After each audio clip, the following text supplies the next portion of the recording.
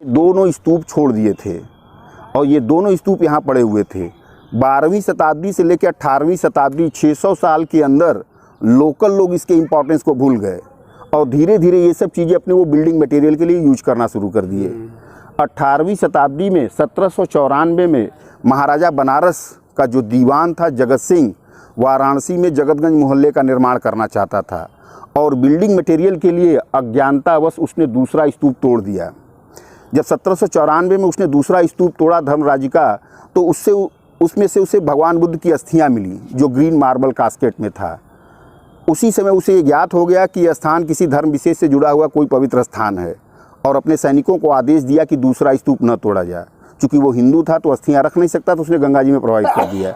लेकिन उसी समय ईस्ट इंडिया कंपनी का शासन था, उसने ब्रिटिश आर्मी ऑफिसर से कंसल्ट किया।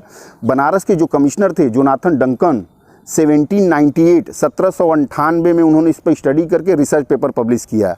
जब शोध पत्र जारी हुआ तो विश्व के सारे इतिहासकार, पुरातत्वविद और बौद्ध देशों के धर्मावलंबी इसको जानने के लिए उत्सुक हुए और पहली बार यहाँ पे वैज्ञानिक रूप से उत्खनन का कार्य, खुदाई का काम 1815 में कर्नल मैकेंजी द्वारा किया गया।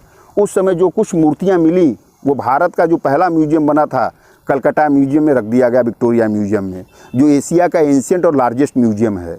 और जिससे भगवान बुद्ध की अस्थियां निकली थी ग्रीन मार्बल कास्केट, वो भी कलकत्ता म्यूजियम में रखा हुआ है।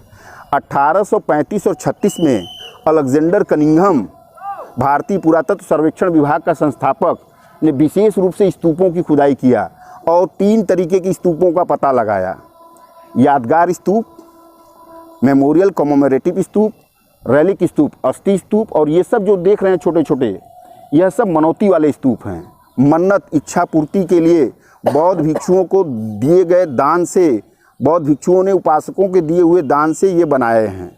तो सभी की मनोकामना पूर्ति, इसके मनौती स्तूप कहा जाता है, वोटिव स्तूपा। आपको देखने से लग रहा होगा इस पर बैठ के लोग ध्यान करते रहेंगे या पढ़ते रहेंगे, ऐसा नहीं है। ये पूरा एक ऊपर जाके पिरामिड आकार का हो जाता था। ये पूरा साइड 700 साल तक मिट्टियों के नीचे दबा हुआ था। इसके ऊपर लोग खेती करते थे और ब्रिटिश पीरियड में यहाँ पे नील की खेती होती थी, इंडिगो ब्लू डाई की, केवल स्तूप ही बाहर था। तो यह सब जो मनौती वाले स्तूप हैं इस पूरे कैंपस में लगभग 400 हैं, 369, और 3rd सेंचुरी BC से लेकर 12th सेंचुरी AD के बीच के हैं। 3 बड़े सम्राट हुए बौद्ध धर्म में, सम्राट अशोक मौर्य डायनेस्टी से, उसके बाद कनिष्क कुषाण डायनेस्टी से और हर्षवर्धन डायनेस्टी से। मॉडर्न पीरियड में जो यहाँ काम हुआ है 4th सेंचुरी BC से